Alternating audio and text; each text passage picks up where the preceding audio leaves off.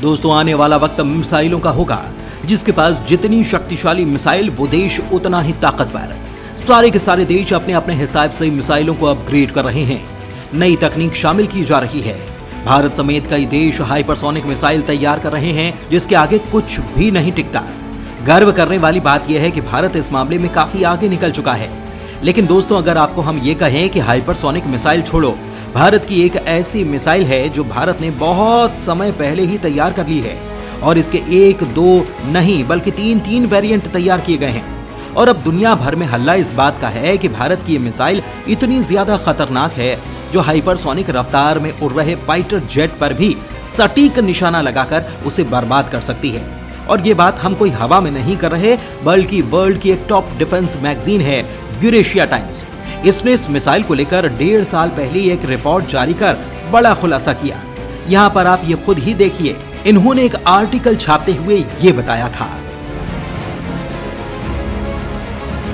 मतलब भारत की जो अस्त्र मिसाइल है, और यहाँ पर जिस मिसाइल की बात हो रही है यानी अस्त्र मार्क 3 की, ये इतनी ज्यादा तेज है कि ऑलमोस्ट हाइपरसोनिक रफ्तार पर चलते हुए एक लड़ाकू विमान को मारकर गिरा सकती है।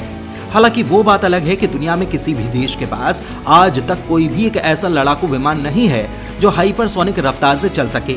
लेकिन एक उदाहरण दिया गया, ये कितनी ज्यादा रफ्तार में उड़ने वाली मिसाइल है, यानी कि ये इतनी ज्यादा खतरनाक है कि इसके मुकाबले के लिए आज तक कोई लड़ाकू विमान बना ही नहीं। ये अपने समय से 20 साल पहले की मिसाइल है।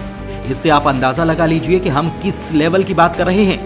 और आज MOD ने इस मिसाइल को लेकर एक बड़ी जानकारी दी है। दरअसल भारत की मिनिस्ट्री ऑफ डिफेंस ने अपनी ईयर एंड रिव्यू रिपोर्ट में बताया कि इस साल भारत ने बहुत ही चुपचाप तरीके से एक एयर टू एयर मिसाइल का टेस्ट किया है, और ये missile solid fuel ducted RAM jet propulsion system के साथ आती है।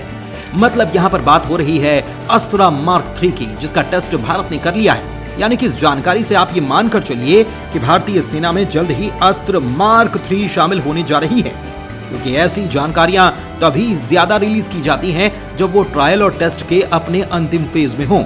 और बताया जा रहा है कि अस्त्र मार्क 3 के कुछ ट्रायल और टेस्ट किए जा सकते हैं। इसके बाद ये भारतीय वायुसेना को मिल जाएगी। लेकिन आपको बता दूं कि DRDO जिसने इस मिसाइल को तैयार किया है, वो यहां नहीं रुकने वाला। रिपोर्ट में बताया जा रहा है कि इस मिसाइल की टेक्नोलॉजी अल्ट्रा एडवांस है, इसीलिए DRDO इसका एडवांटेज उठाना चाहती है। वो कैसे? दरअसल भारत के वैज्ञानिक मिसाइल का एक ऐसा वेरिएंट तैयार करना चाहते हैं जो जमीन से हवा पर मार करने वाला हो, यानी कि सरफेस टू एयर वेरिएंट। अभी जो अस्त्र मिसाइल है एयर टू एयर है, यानी कि लड़ाकू विमान से लॉन्च होगी और दुश्मन के लड़ाकू विमान का शिकार करेगी।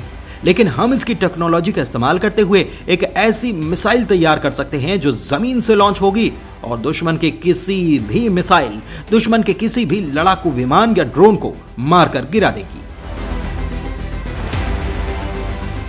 लेकिन एक फर्क यह होगा कि जो अस्त्र मार्क 3 है, ये 350 किलोमीटर की रेंज के साथ आती है। आप कहेंगे कि बस 350 ही, तो आपको बताएं कि जो एयर टू एयर मिसाइलें होती हैं, ये 300 से ऊपर जैसे ही जाती हैं, उसके बाद ये लॉन्ग रेंज कैटेगरी में आती हैं, क्योंकि जैसे जैसे आप मिसाइलों की रेंज बढ़ाते जाएंगे, उनकी एक्यूरेसी कम होगी, यानी कि मारक क्षमता, संभावना ज्यादा बढ़ती चली जाएगी निशाना चूकने की। इसलिए भी आप पाएंगे कि ज्यादातर जो एयर टू एयर मिसाइलें होती हैं, वो 100 किलोमीटर की रेंज के आसपास होती हैं, और 200 प्लस को माना जाता है मिड रेंज। और जैसे ही वो 300 को क्रॉस करती हैं, वो लॉन्ग रेंज कैटेगरी में आती हैं। लेकिन अस्त्र के साथ बेहतर चीज ये है कि इसकी रेंज 350 किलोमीटर है और एक्यूरेसी इसकी बहुत ही ज्यादा डेडली है।